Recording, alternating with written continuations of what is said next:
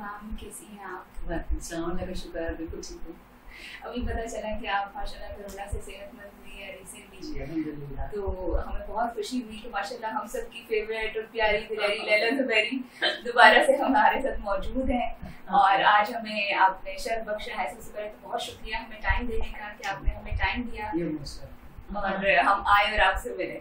तो मैम सबसे पहले तो मेरा यही सवाल होगा कोरोना के हवाले से ही कि जब आपको पता चला आप पॉजिटिव आई तो आपके क्या तासुरात थे?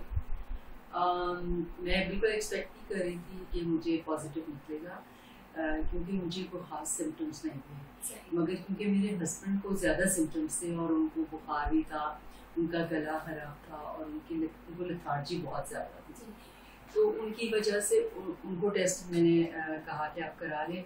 और इसी वजह से फिर मैंने सोचा क्योंकि मैं इनके साथ ही हूँ तो मुझे भी करा लेना चाहिए, तो फिर हम दोनों ने साथ ही टेस्ट करवाया और इत्तेफाक से दोनों का पॉजिटिव आ गया। अच्छा, एट अ टाइम दोनों का पॉजिटिव आ गया। तो काफ़ी मुश्किल और काफ़ी तकलीफी सिचुएशन होगी। हाँ, मुश्किल वक्त था, टफ टाइम था, क्योंकि हस्बैंड तो मेरे हॉस्पिटलाइज थे और मैं घर में आइसोलेशन में थी। मुझे डॉक्टर्स ने यही सजेस्ट किया क्योंकि मैं एसिम्प्टोमेटिक थी कि मैं घर पे ही आइसोलेशन करूँ। तो मैम फिर मसरूफ जिंदगी से एकदम से तन्हाई का शिकार हो जाना, तो आपने कैसे खुद को क्वारंटीन किया और कौन सी सरगर्मियाँ इस दौरान आपकी की? असल में I am a very positive person, तो शायद कोरोना को भी पता चल गया कि मैं पॉजिटिव हूँ। तो मैंने कोशिश ये की कि मैं थोड़ा पॉजिटिव ही रहूँ, क्योंकि इसमें बड़ा ज़रूरी है कि आप स्ट्रेस ना लें, और मुझे सबने यही सजेस्ट किया था कि स्ट्रेस बिल्कुल नहीं लेना है उससे, वरना फिर और ज़्यादा आपकी जो प्रॉब्लम्स बढ़ेंगी। तो इसलिए मैंने अपने पूरा फाइट किया पॉजिटिव रहने के लिए अपने आप से। और हालांकि बड़ा मेरे लिए टफ था कि हस्बैंड हॉस्पिटल में, मैं घर में आइसोलेशन में, मगर मैंने फिर भी अपने आप को कोशिश की कि मैं बिल्कुल ठीक रखूँ।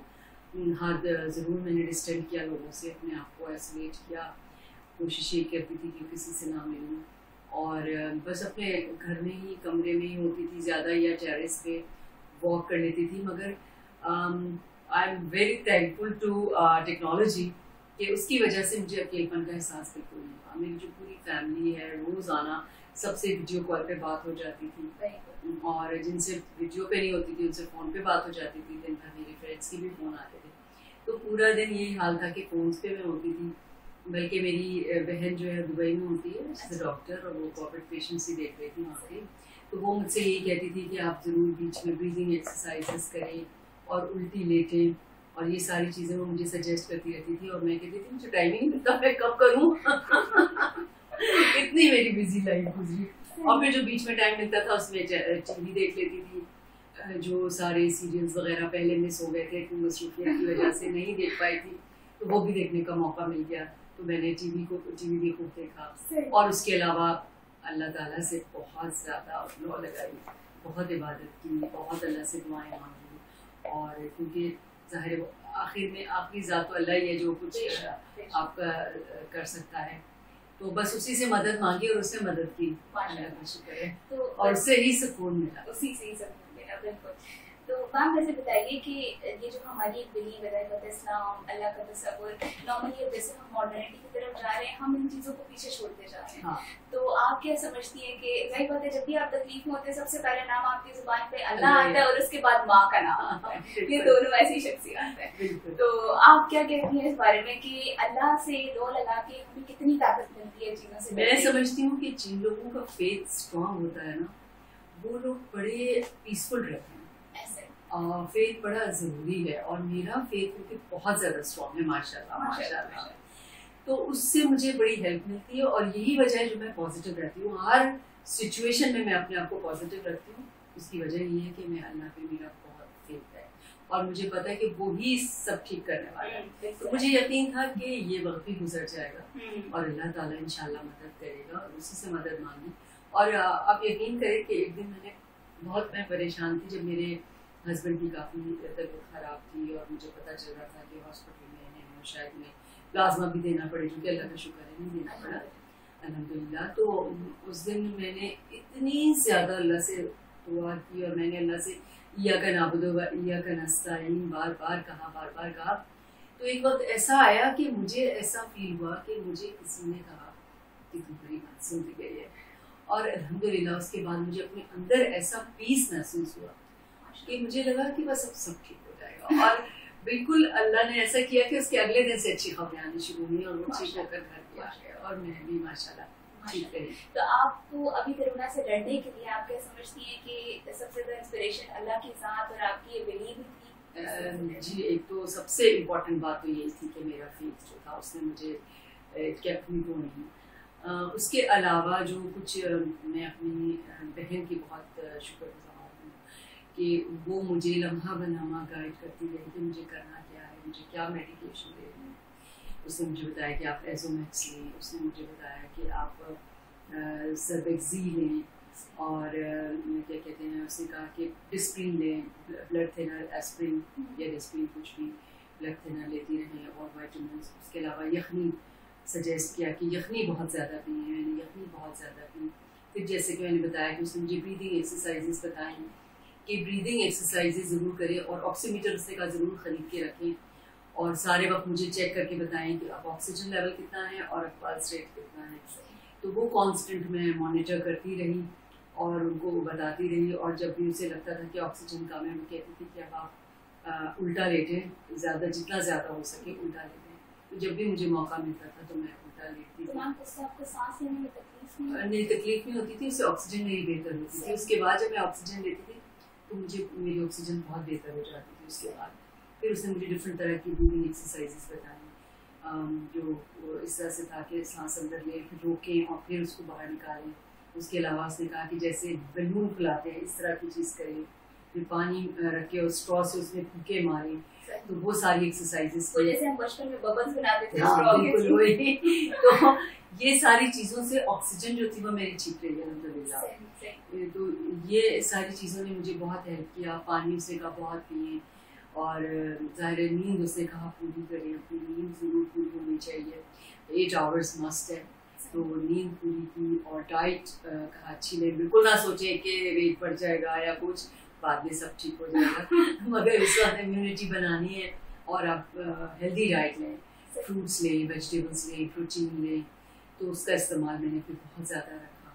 तो ये सारी चीज़ें थी कि जिन्होंने मुझे बिल्कुल ठीक रखा और मेंटली फिजिकली भी मैं बिल्कुल माशाल्लाह ठीक रही। थोड़ी बहुत ही प्रॉब्लम के कभी कभी मुझे लगता था कि मेरा गला हल्का सा दुख रहा है, थोड़ी सी खांसी कभी फील होती थी, कभी हल्का हल्का सर में दर्द होता था और किसी वक्त थकन से भी फील होती थी। मतलब जो बुखार मुझे नहीं हुआ।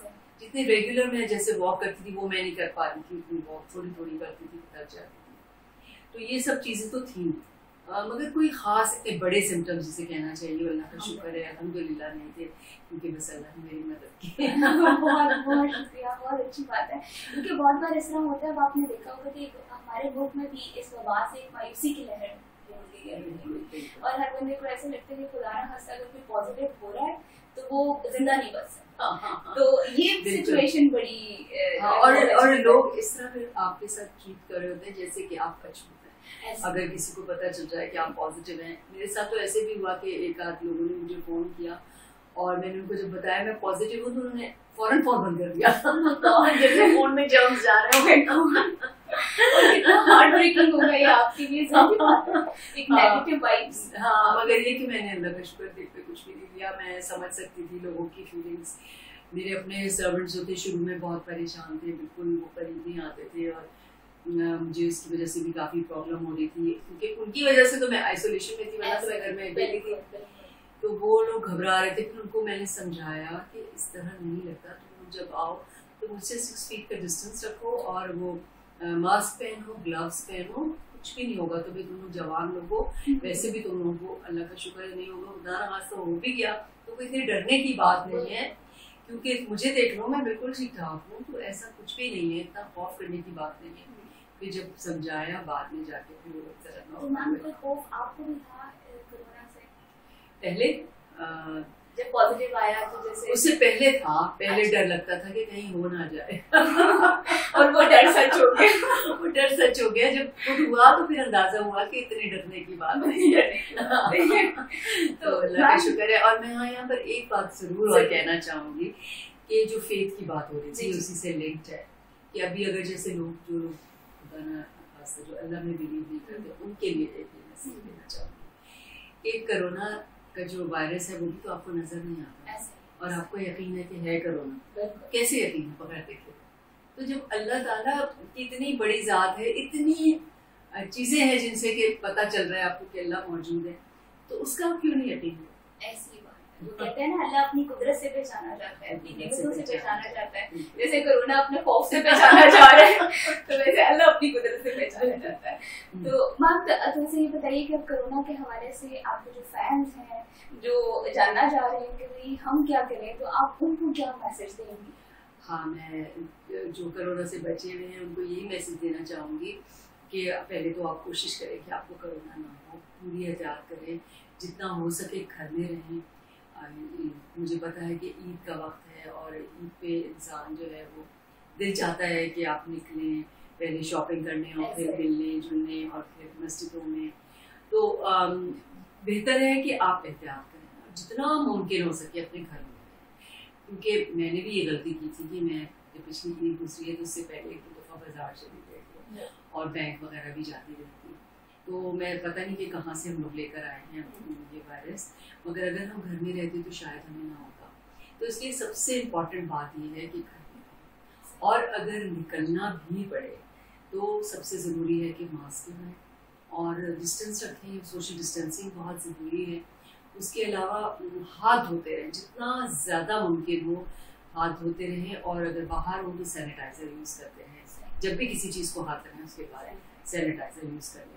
इस तरीके से आप बच सकते हैं। फिर अपनी इम्यूनिटी को स्ट्रॉन्ग रखें, जितनी चीज़ें भी इम्यूनिटी बढ़ाने वाली हैं उनको इस्तेमाल करें। अपनी डाइट में भी हेल्दी डाइट लें, फ्रूट्स लें, वेजिटेबल्स लें, यखनी पिएँ, ये सारी चीज़ें।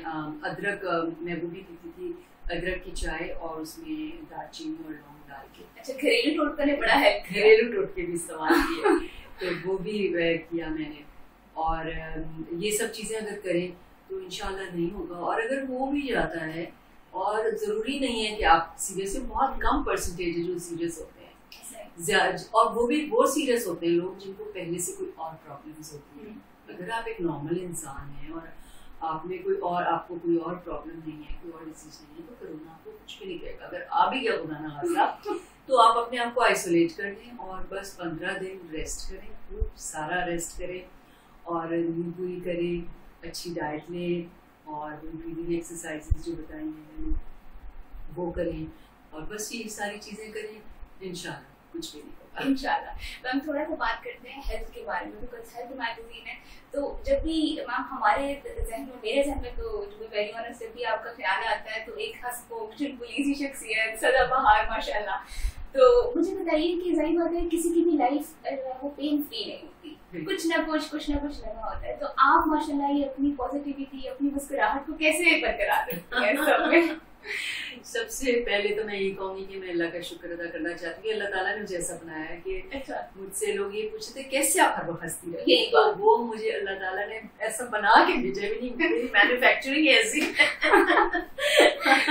दूसरी बात है कि क्योंकि मैं पॉजिटिव रहती हूँ हर चीज़ में, मैं हमेशा, और फेथ वाली बात भी यहाँ पर आ जाती है क्योंकि मेरा फेथ स्ट्रॉन्ग है, कोई भी ऐसी बात हो जाए खुदा न खास्ता जो तकलीफें हो तो उसमें मैं फिर अल्लाह पे भरोसा करती हूँ और मैं अल्लाह से ही कहती हूँ कि बस तुझे ये ठीक करना है, मैं अल्लाह के ऊपर डाल देती हूँ और फिर मुझे सुकून हो जाता है कि अल्लाह करेगा ना, अल्लाह है वहाँ पे।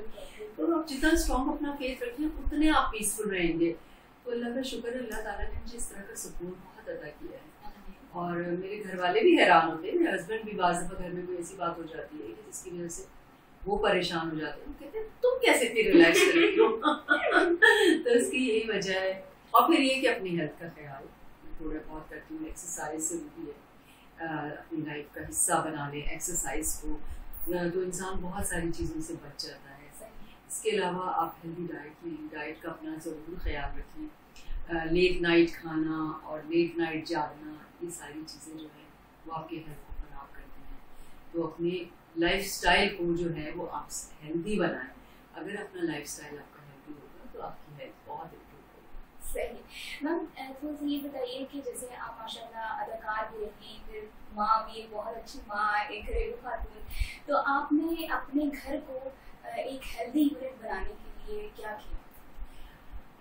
मैंने असल में शुरू में जब मैंने शोबिज़ में कदम रखा मैंने सबसे पहले ये डिसाइड किया कि मेरे लिए मेरी फैमिली और मेरा घर सबसे ज़्यादा इम्पोर्टेंट है, इट कम्स फर्स्ट, और उसके बाद मेरा प्रोफेशन है। तो इस वजह से मैं टाइम दे पाई अपने घर को और अपनी फैमिली को। मैंने अपने बच्चों को, जब मेरे बच्चे छोटे थे तो उनका मैं खुद से उनकी डाइट का, उनकी सफाई का, उनका सोने उठने का, इन सारी चीज़ों का मैंने ख्याल रखा। और अभी तक, हालांकि अब तो बड़ी हो गई हैं, शादियाँ हो गई हैं उनकी, मगर मुझे अभी भी उनकी फिक्र तो रहती है। उनको मैं गाइड भी करती रहती हूँ कि क्या चीज़ किस तरह से क्या करें, ताकि माशाल्लाह खुद वो लोग बहुत समझदार हैं, बहुत फिटनेस फ्रीक भी हैं। तो उनको बहुत एक्टिव भी रखा हर चीज़ में। अगर वो जॉब करना चाहती थी उनको करने दिया, स्विमिंग की, हॉर्स राइडिंग की, जो भी उनका दिल चाहता था मैंने उनको करने दिया। सारे गेम्स में हिस्सा लिया, मैंने उनको बहुत ज़्यादा इनकरेज किया। तो मेरे ख्याल से हेल्थ के लिए ये सारी चीज़ें बहुत ज़रूरी हैं, हेल्दी इन्वायरमेंट के लिए, कि आप बच्चों को अपने बिजी भी रखें और उनको घर में एक पीसफुल माहौल दें, घर में टेंशन से उनको रिलैक्स रखें। मैंने उनके साथ एक बहुत फ्रेंडली माहौल रखा घर में। मेरी बेटियों के साथ ऐसी मेरी रिलेशनशिप है जैसे फ्रेंड्स की होती है। हम हर तरह की बात डिस्कस कर लेते हैं शुरू से, तो इसलिए कभी ये प्रॉब्लम नहीं हुई उन्हें कि कहीं उन्हें और जाना पड़े, किसी और से बात करनी पड़े। जो भी बात होती थी वो मुझसे डिस्कस कर लेती थी। तो ये भी एक हेल्दी एनवायरनमेंट के लिए बड़ा ज़रूरी है कि माँ को अपने बच्चों के साथ इतनी फ्रेंडशिप उनकी होनी चाहिए कि बच्चे जो हैं वो आपसे अपनी हर तरह की बात शेयर कर सकते। और जो भरोसा जो दोस्त दुनिया में ढूंढे उससे बेहतर है कि आप अपने माँ बाप को घर में ढूंढे। तो हमने इस तरह, और फिर बच्चों के सामने हस्बैंड एंड वाइफ में आर्ग्यूमेंट ना हो, उनके सामने झगड़ा ना हो। होता है घरों में झगड़े हो जाते हैं, बहस भी हो जाती है, मगर हमने कोशिश ये की कि बच्चों के सामने ये चीज़ ना हो, क्योंकि बच्चों के ऊपर उसका बहुत बुरा इफेक्ट होता है, इसके हमेशा रहता है। तो इस वजह से ये भी कोशिश की कि उनके सामने जो है सब कुछ बहुत अच्छा रहे, बहुत कुछ, चाहे आपस में हमारी लड़ाई भी होती थी मगर हम बच्चों के सामने कभी हमने शो नहीं किया। तो बच्चों को भी बिल्कुल नहीं अंदाजा कि कभी हम लोग लड़े भी थे। तो इस वजह से वो भी एक बहुत पॉजिटिव इम्पैक्ट बच्चों के ऊपर दिया। तो इस तरह से आप अपने घर को और अपने बच्चों को हेल्दी रख सकते हैं कि आप डाइट के साथ साथ इन सारी चीज़ों का भी ख्याल रखें कि उनको एक हेल्दी एनवायरनमेंट भी प्रोवाइड करें। हम थोड़ा सा ये भी बताइए कि जैसे बात है, आप एक पब्लिक फिगर भी हैं माशाल्लाह, और वैसे भी एक माँ भी हैं, तो आप क्या समझते हैं कि पाकिस्तान को अगर हम देखें तो उसके सेहत के सबसे बड़े मसाइल कौन से हैं और उनका क्या हल आपकी नज़र में क्या है? हाँ, जनरलाइज करना तो बड़ा मुश्किल है, क्योंकि जो हमारे देहात हैं वहाँ पे तो जाहिर है, मेरे ख्याल से हमारे यहाँ की जो हाइजीन है वो सबसे ज़्यादा बड़ा मसला है।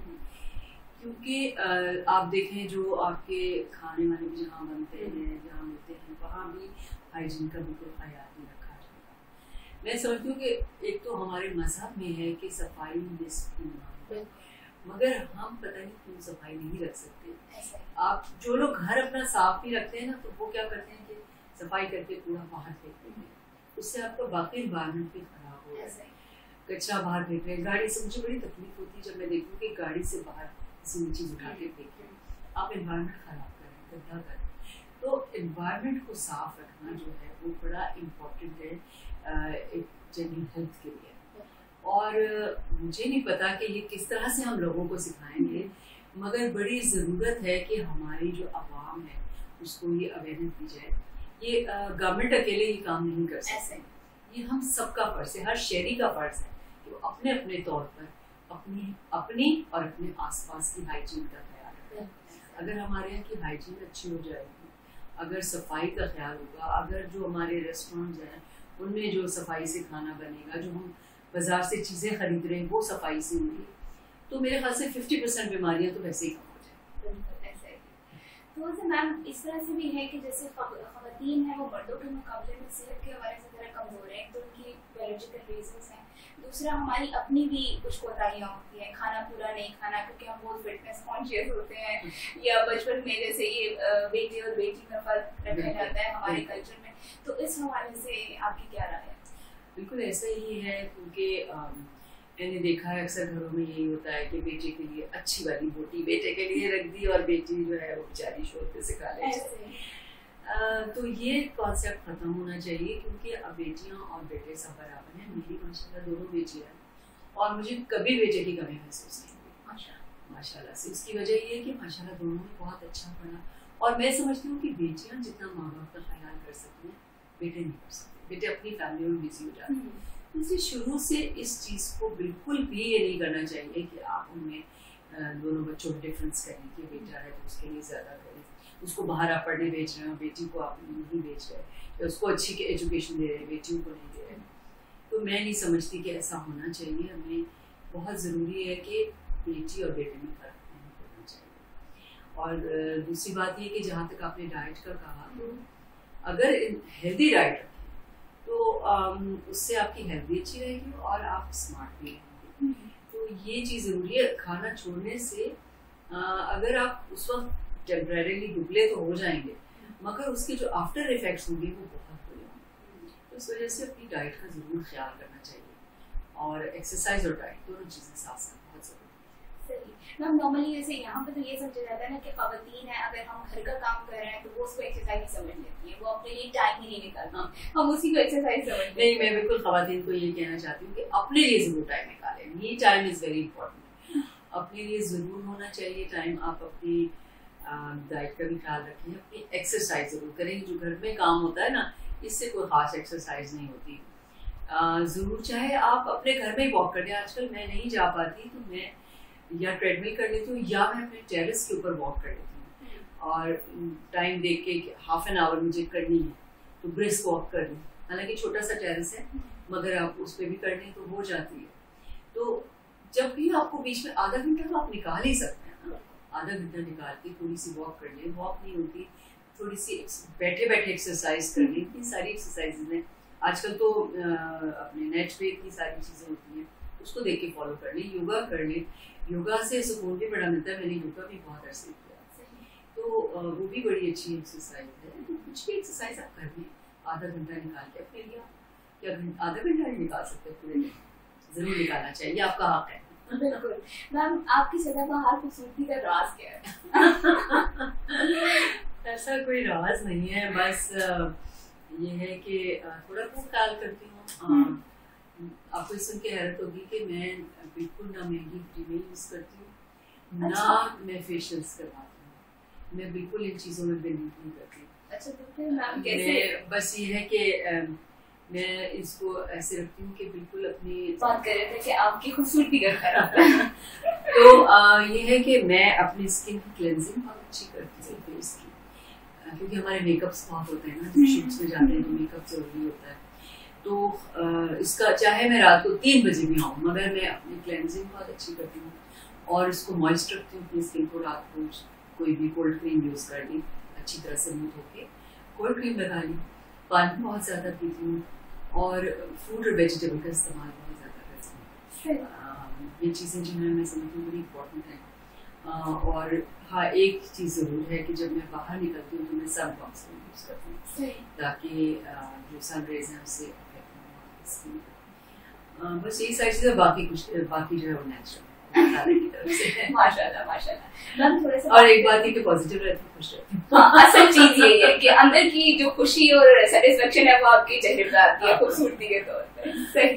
थोड़ा सा मैम आपकी करियर के बारे में बात करते हैं। माशाल्लाह आपने एज अ चाइल्ड स्टार अपना स्टार्ट किया रेडियो से, तो मुझे ये बताइए कि सबसे पहले तो जैसे बच्चे होते हैं इस उम्र के, तो नॉर्मली वो तो खेलने कूदने घूमने फिरने में मसरूफ, तो आपके जहन में कैसे ख्याल आया कि भाई हमें एक्टिंग करनी चाहिए?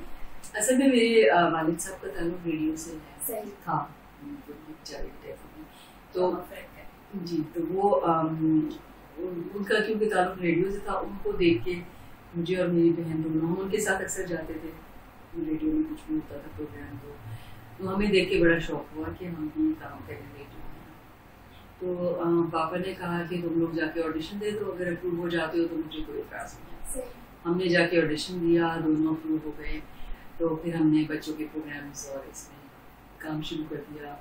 तो वो ऐसा ये नहीं था कि फुल टाइम जॉब था, मज़ा आता था। कभी कभी बुलाया जाता था बच्चों के प्रोग्राम में, वहाँ पे बड़ा हम लोग इंजॉय करते थे। फिर स्कूल ब्रॉडकास्ट, फिर ड्रामे, तो वो उसमें एक तरह से ना इंटरेस्ट हो गया, पैदा हो गया। तो जब टेलीविज़न आया तो टेलीविज़न पे भी बच्चों के ड्रामा वगैरह में काम किया। मगर ये हुआ कि फिर मेरी पढ़ाई और फिर मेरी शादी बहुत जल्दी हो गई। मैं सेकेंड ईयर में थी तो मेरी शादी हो गई।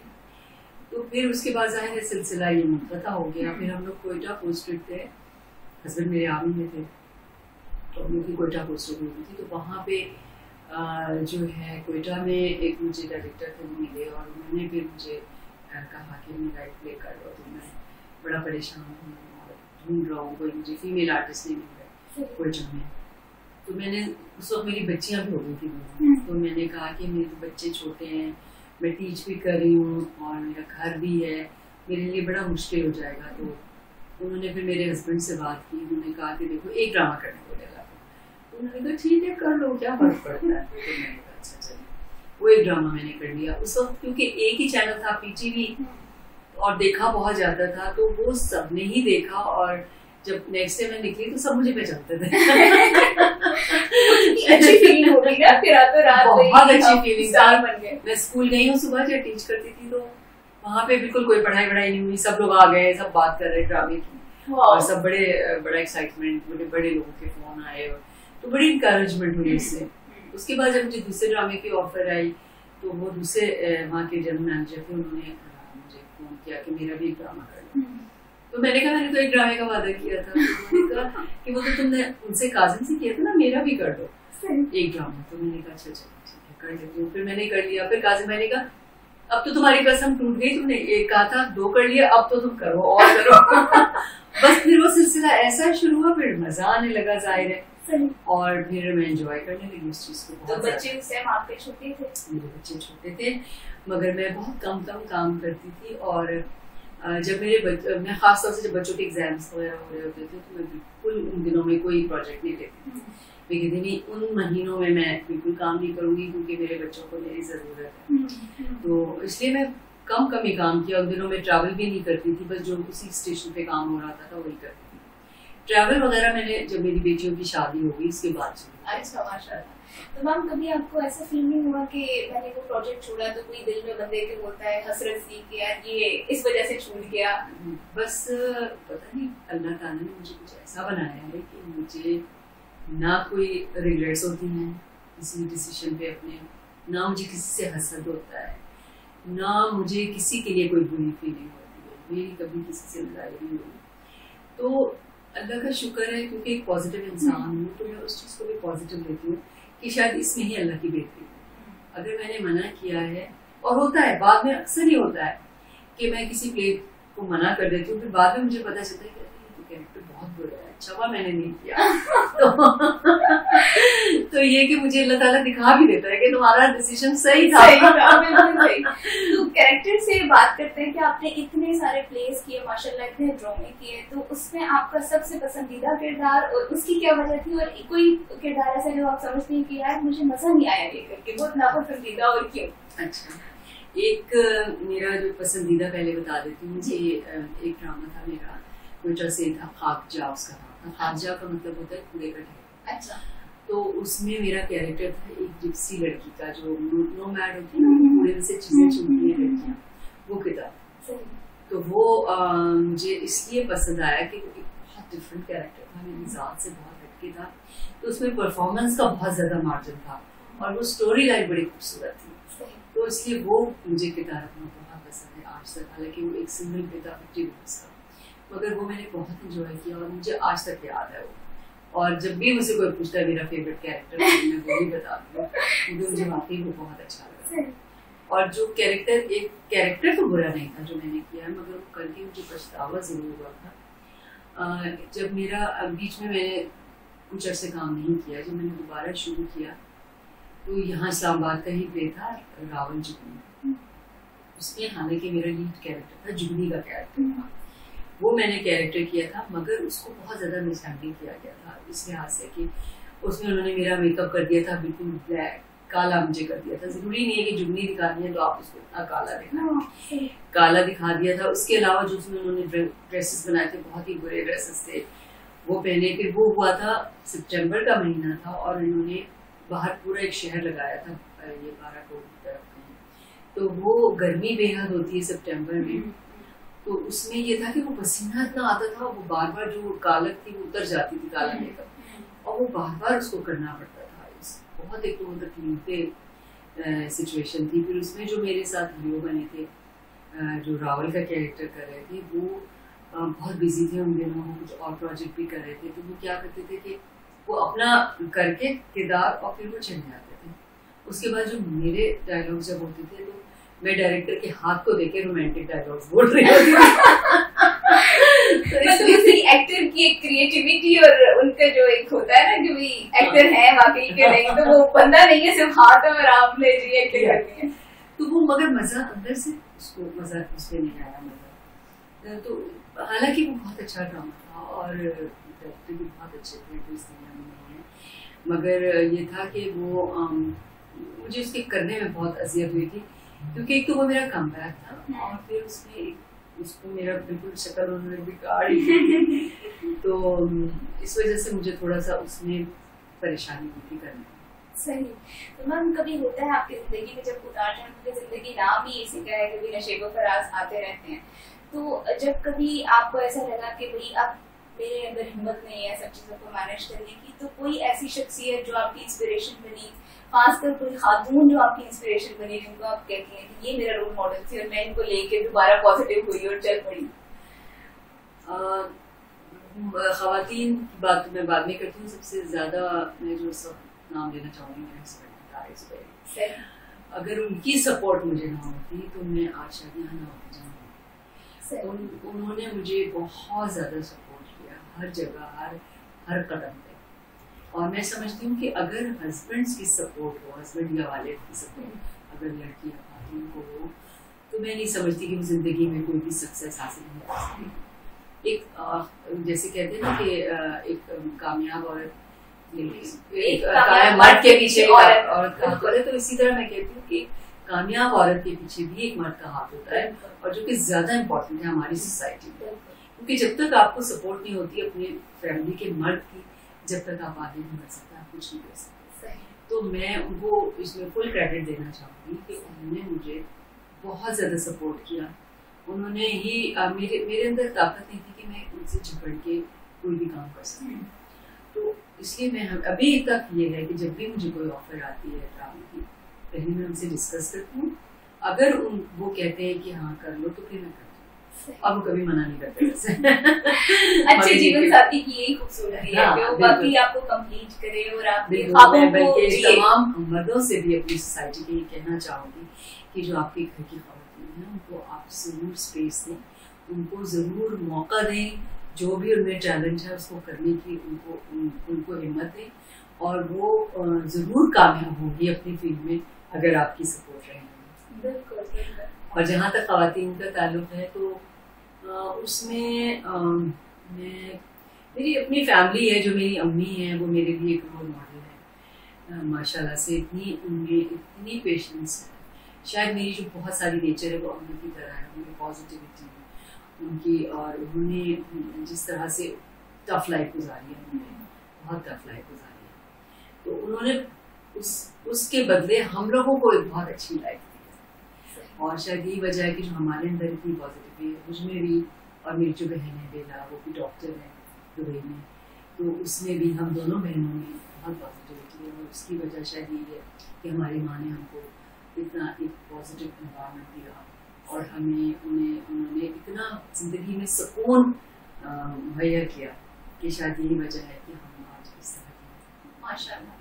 तो अब जैसे मैम आजकल के कंटेंट में और आपके दौर के जब आप बच्चे थे तो तब बच्चों के लिए एक स्पेशल कंटेंट भी था, एक सेगमेंट भी होते थे, तो उस वक्त के बच्चे जैसे बैलेंस पर्सनालिटीज, कंपोज, ज्यादा पॉजिटिव, और आजकल के हमारे बच्चे बहुत ज्यादा जिद्दी से और वसीले, और सिर्फ हमारे जो है वो इन चीजों। आजकल एक तो सबसे बड़ी मुसीबत ही हुई है ना कि ये जो डिवाइसेस आ गए हैं, बिल्कुल इन तक बच्चे जो है उन तक महदूद हो गए हैं, और उनमें जो कम्युनिकेशन स्किल्स है खत्म होती जा रही है। मैं खुद देखती हूँ, हमारे घर में जिन बच्चे आए हुए थे और बड़ी खामोशी थी, मैंने बच्चे होते हैं और खामोशी, तो जब कमरे में जाके देखा तो सारे बच्चे अपने अपने डिवाइसेस के ऊपर।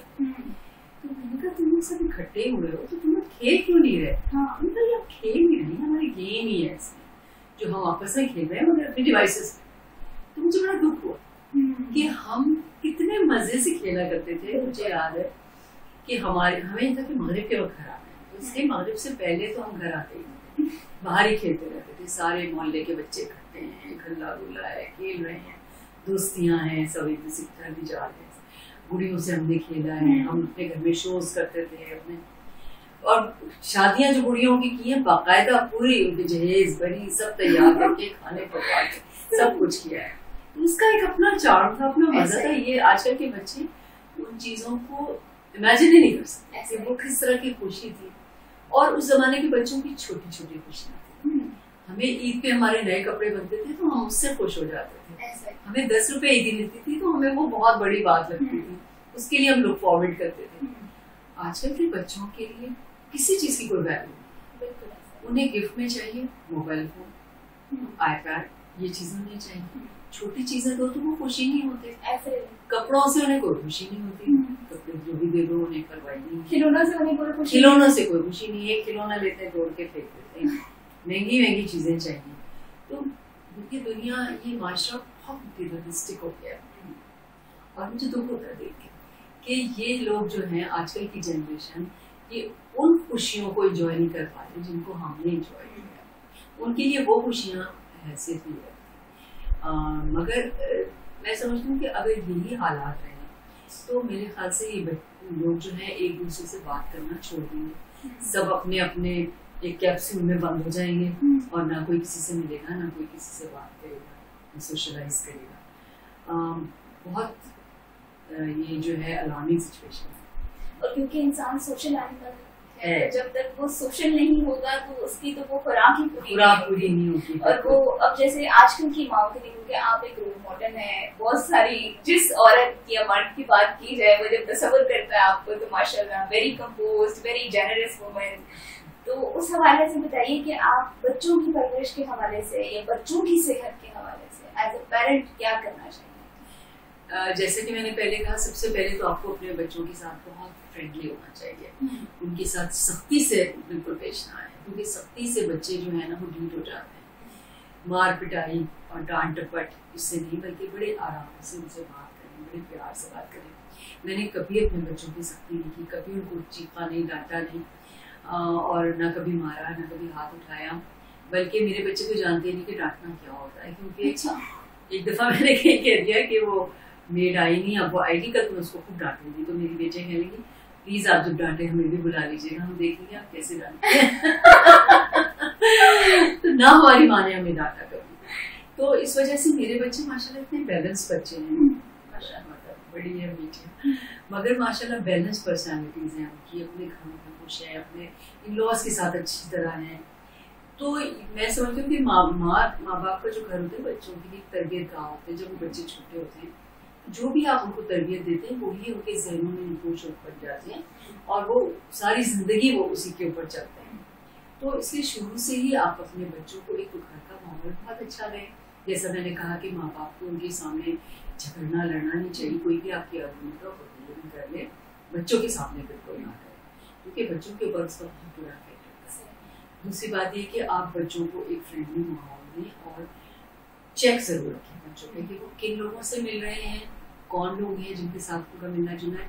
मैं तो मेरे जो बच्चियां थी, जब वो उनकी जो भी फ्रेंड्स होती थी तो मैं उनके पेरेंट्स तक से मिलती थी, मुझे पता होता था कि वो कौन लोग हैं जिनके घर में जा रही हैं, जिनसे ये मिल रही हैं। तो जरूर अपने बच्चों के फ्रेंड्स के ऊपर नजर रखें कि वो कौन लोग हैं। डिवाइसेस के लिए उनका वक्त मुकर्रर करते हैं, अगर वो ज्यादा डिवाइसेस पे रहते हैं उस पर भी चेक रखें कि वो क्या कुछ देख रहे हैं, उसको जरूर कंट्रोल रखें, क्योंकि आजकल इतनी अजीब अजीब चीजें उस पर आ रही हैं नेट पे कि जो बच्चों के लिए अच्छी नहीं है। तो इस पे जरूर आप कंट्रोल रखें बच्चों पे कि वो क्या देख रहे हैं और क्या नहीं देख रहे हैं, और उसका टाइम जरूर मुकर्रर करें। जैसे मेरी बड़ी बेटी ने अपने बच्चों के लिए टाइम मुकर्रर किया था कि वो एक वक्त में आधे घंटे से ज्यादा डिवाइस पे नहीं रह सकते। तो वो आधे घंटे अगर डिवाइस पे होते थे फिर उन्हें 2 घंटे पढ़ना भी पड़ता था, उसके बाद फिर उन्हें 12 डिवाइस। तो अगर आप लिमिट कर दें तो, और आप कर सकते हैं प्यार से, डांट डपट करके नहीं, प्यार से उनसे कहेंगे बेटा ये तुम्हारे लिए अच्छा है। आजकल के बच्चे सुनते जरा मुश्किल से हैं, मगर आप शुरू से अपने घर में एक ऐसा माहौल रखें, शुरू से उनकी ऐसी तरबियत करें कि वो आपकी बात सुने, और वो समझे कि ये आपके लिए अच्छा है। और बस वो जो फ्रेंड्स को जरूर मतलब अपने मॉनिटर करें कौन हो। नॉर्मली हमारे माशरे में ये चीज भी है कि जो प्रोफेशनल मदर्स हैं वो अच्छी माँ नहीं है और घरेलू खवातीन बहुत अच्छी माँ है। इस पे आपकी क्या राय है? कोई जरूरी नहीं है, मैंने देखा है बस घरेलू खवातीन भी बहुत अच्छी मदर्स नहीं होती और बस प्रोफेशनल भी अच्छी होती हैं। बच्चों के लिए टाइम जरूर निकालना बहुत ज़रूरी है, स्पेशली जब वो छोटे होते हैं तो उनको, बल्कि बड़े भी हो जाते हैं तब भी उनके लिए टाइम उनको चाहिए होता है। तो मैंने जैसे कि अपना मेरा जैसा कि प्रोफेशन था मेरे तो टाइमिंग्स बहुत ज़्यादा होते हैं ना। जब मैं काम के लिए जाती हूँ तो मेरी सुबह से लेकर रात तक मैं काम पे होती हूँ। तो मैंने कोशिश ये की कि जब मेरी बच्चियाँ छोटी थी तो मैं बहुत कम करती थी काम। टाइम मैनेजमेंट बहुत ज़रूरी है इस सिलसिले में कि जैसे उनके एग्जाम्स, हालांकि मैं उन्हें नहीं पढ़ाई मगर उन्हें मॉरल सपोर्ट की ज़रूरत है, तो इसलिए मैं घर पे मौजूद हूँ। और अगर मुझे काम से जाना भी है तो मेरी कोशिश है कि मैं ऐसे टाइम पर आ जाऊँ जब बच्चों को मेरी ज़रूरत है। और अगर मैं नहीं भी घर पे हूँ तो हस्बैंड घर पे हूँ, दोनों में से एक ज़रूर बच्चों के पास हो ताकि उन्हें एक सिक्योर फीलिंग हो। बच्चों को सिक्योर फीलिंग होती है माँ के पास है, तो उनको बहुत ज़्यादा अकेला ना छोड़ें। तो बच्चे आप जॉब भी कर रहे हैं, मजबूरी है इंसान को जॉब करना पड़ता है, ज़ाहिर है आजकल जितना महंगाई का दौर है, जब तक मियाँ बीवी दोनों मिलकर ना कमाएं तो ज़्यादा मुश्किल हो जाता है।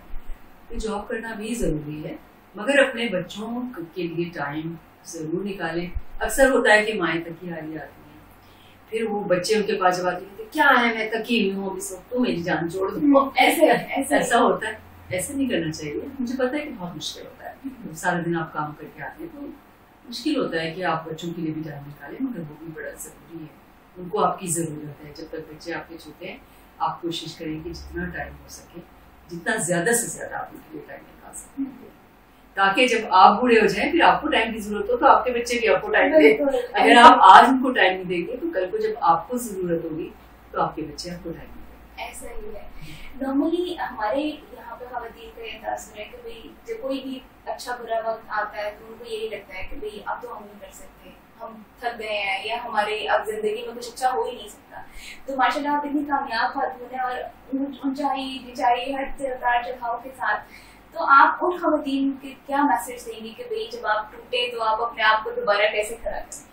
बस आप अपने आप को ये यकीन दिला लें कि कोई भी वक्त एक सा नहीं रहता। अगर अच्छे वक्त से बुरा वक्त आ जाता है तो बुरा वक्त भी अच्छे में बदल जाता है। ऐसा तो कभी भी टाइम एक सा नहीं रहता।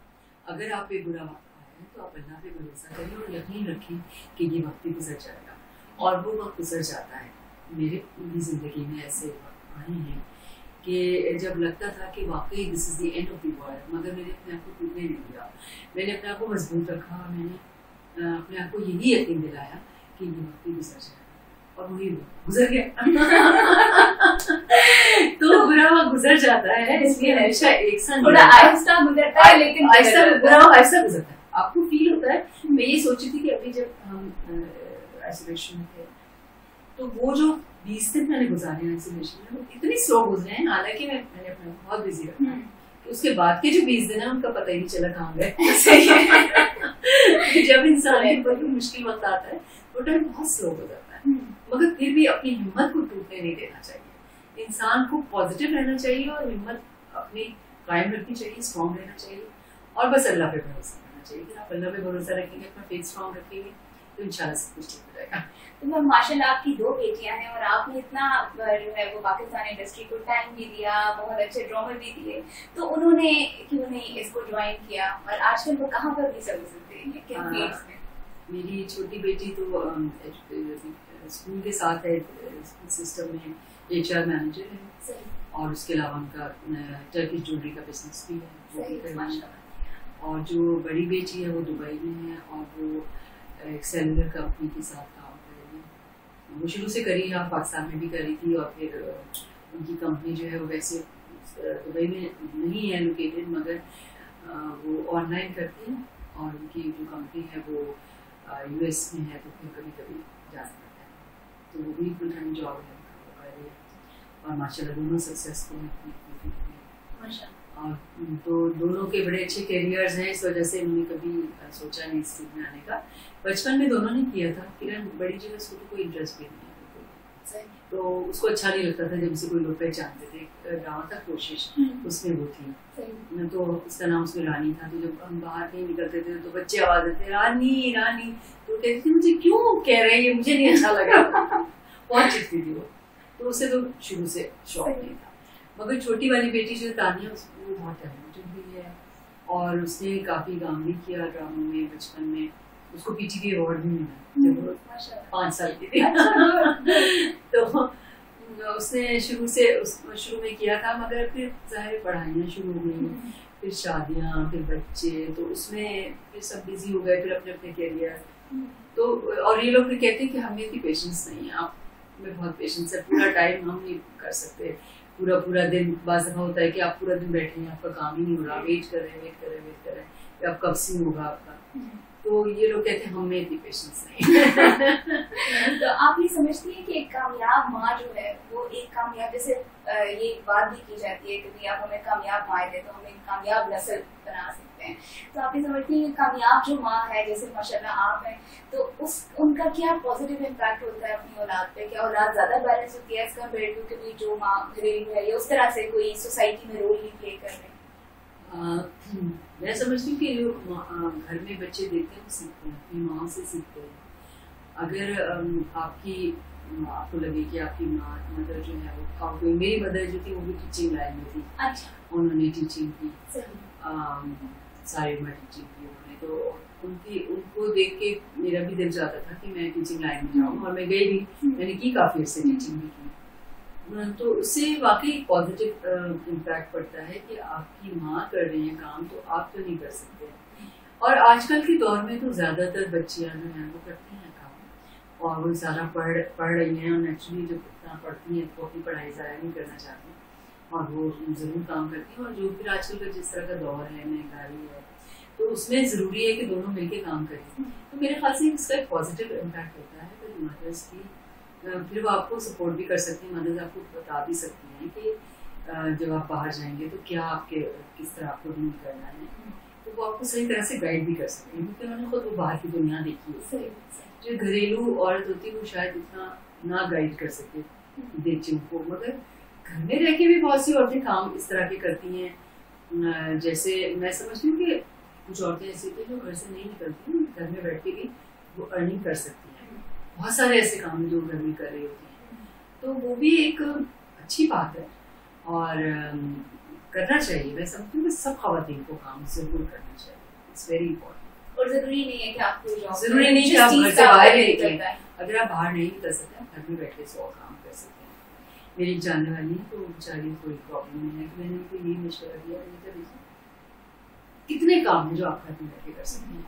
लाइक आप ब्यूटिशियन का कोर्स कर लें, आप घर से बैठ के, और कुछ नहीं तो वैक्सिंग, थ्रेडिंग, ये तो सबको करानी होती है आजकल, वो करते हैं।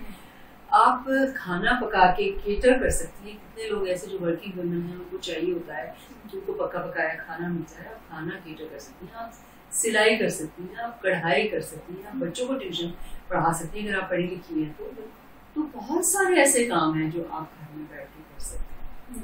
तो ऐसा कुछ नहीं है कि आप कहें कि भाई हम तो निकल ही नहीं सकते इसलिए हम कुछ कर नहीं सकते, ये बात नहीं चल सकता। तो जैसे कहा जाता है उनका कॉल है कि काम काम और बस काम। आप काम करते रहें ताकि आप सेहतमंद भी रहें, उससे आप फिट रहते हैं। मैं समझती हूँ कि अगर आप काम करते हैं तो आप फिट रहते हैं। दूसरी बात है कि जब आपकी अपनी अर्निंग होती है तो आप में कॉन्फिडेंस आता है, आप बहुत कॉन्फिडेंट होती हैं अपनी अर्निंग पे। तो इसलिए बड़ा ज़रूरी है कि हमारी ख़वातीन में भी कॉन्फिडेंस आए, वो अपने पाँव पे खड़ी हो सके और वो दूसरों के मरूने में न आए, दूसरों पर डिपेंड ना करें। तो ज़रूरी है कि अपने आपकी मेंटल हेल्थ के लिए भी और अपनी फिजिकल हेल्थ के लिए भी काम करना।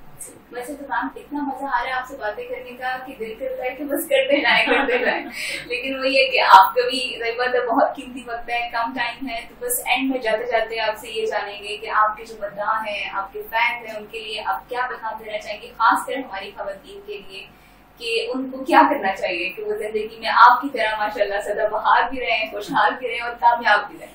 बस मेरा तो एक ही मैसेज होता है कि अपने अंदर पॉजिटिविटी पैदा करें। मेरा यही पैगाम है अपनी तमाम बहनों के लिए कि आप अपने आप को बहुत ज़्यादा पॉजिटिव रखें।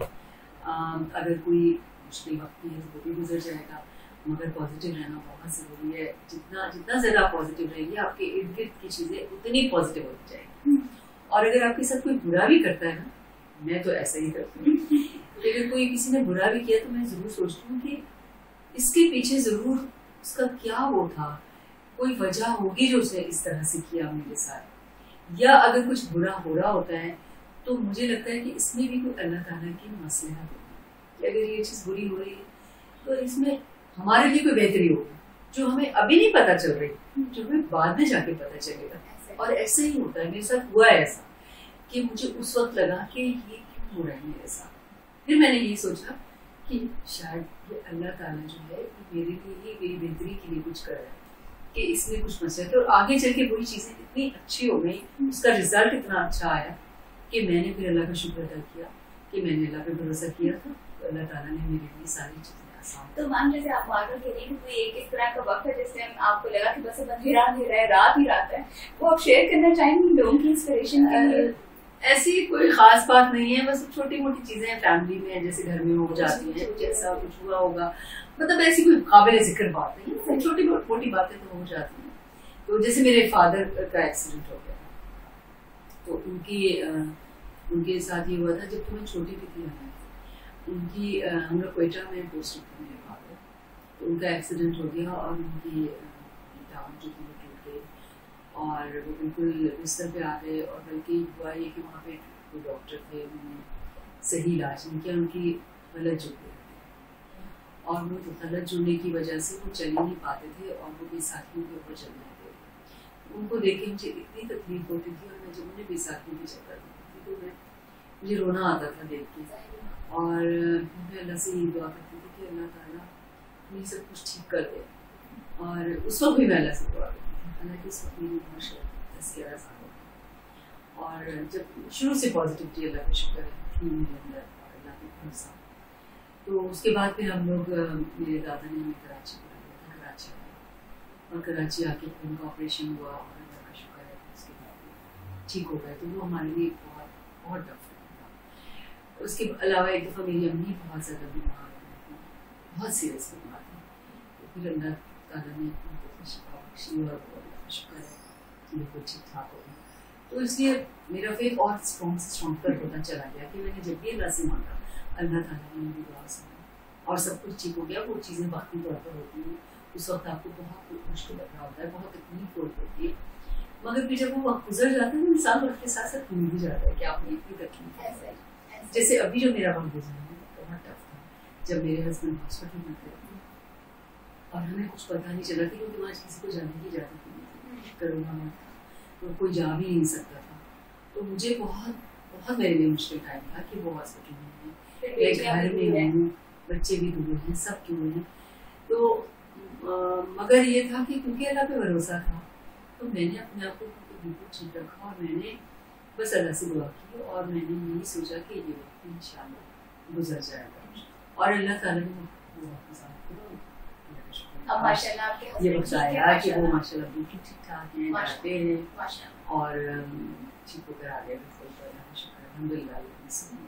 माशाल्लाह माशाल्लाह, thank you so much ma'am आपके टाइम के लिए और